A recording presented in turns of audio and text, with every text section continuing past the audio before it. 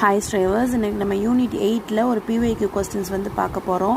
லெமூரியா என்ற நிலப்பரப்பை கோட்பாட்டை 1864 முன்மொழிந்த பிரித்தானிய விலங்கியலாளர் யார் அப்படின்னா ஃபிலிப் ஸ்கேட்டர். அதாவது இந்த கொஸ்டின் வந்து குரூப் 1ல் 2021லையும் குரூப் 2ல் 2022லையும் கேட்டிருக்காங்க. ஃபிலிப் ஸ்கேட்டர் எந்த விலங்கின் பரவலை அடிப்படையாக கொண்டு லெமூரியா நிலப்பரப்பு கொள்கையை வெளியிட்டார் அப்படின்னா லெமூர் அப்படின்ற ஒரு குரங்கு வகை. அதாவது இது வந்து ரோமானியர்கள் யூஸ் பண்ணியிருப்பாங்க அந்த காலத்தில்.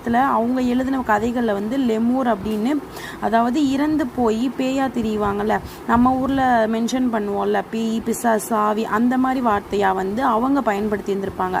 லேட்டராக அதை வந்து லெமூர் அப்படின்னு சொல்லி அந்த குரங்கு வகைக்கு அந்த புக்கில் வந்து ஃபிலிப் ஸ்கேட்டர் வந்து பேர் வச்சு அந்த கண்டத்தை பற்றின கோட்பாடு வந்து கொடுப்பாரு.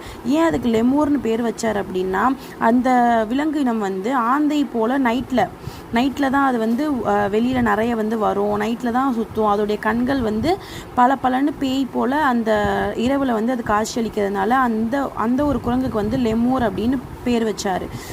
தமிழ் இலக்கிய மரபில் முதலில் குமரிக்கண்டம் என்ற சொல் பயன்படுத்தப்பட்ட 15ஆம் நூற்றாண்டு நூல் எது அப்படின்னா கந்த புராணம். சரியா? இதை எழுதினவர் வந்து கச்சியப்ப சிவாச்சாரியர். இது வந்து குரூப் 4ல் கேட்ட கொஸ்டின்.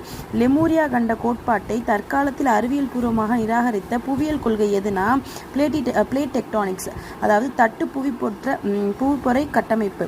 குரூப் 1ல் 2021ல் வந்து இந்த கொஸ்டின் வந்து கேட்டிருக்காங்க. இங்கே வந்து குமரிக்கண்டம் அப்படின்ற வேர்டு வந்து 15ஆம் நூற்றாண்டு நூல் எதுன்னு கேட்டால் கந்தபுராணம். அதே மாதிரி ஒரு சில பக்ருலி யார் இந்த மாதிரி சொல்லி கேட்டிருந்தாங்கன்னா இது இருக்கு பாருங்கள். பக்ருலி ஆற்றுடன் பன்மடையடுக்கத்து குமரிக்கோடம் கொடுங்கடல் அப்படின்னு சொல்லி அந்த மாதிரி ஒரு லைனிங் கொடுத்து கேட்டிருந்தாங்கன்னா அது சிலப்பதிகாரம் வரும். சரிங்களா? சங்க இலக்கியங்களில் வர்றது மென்ஷன் பண்ணியிருக்கு வந்து சிலப்பதிகாரத்தில் தான் வந்திருக்கும்.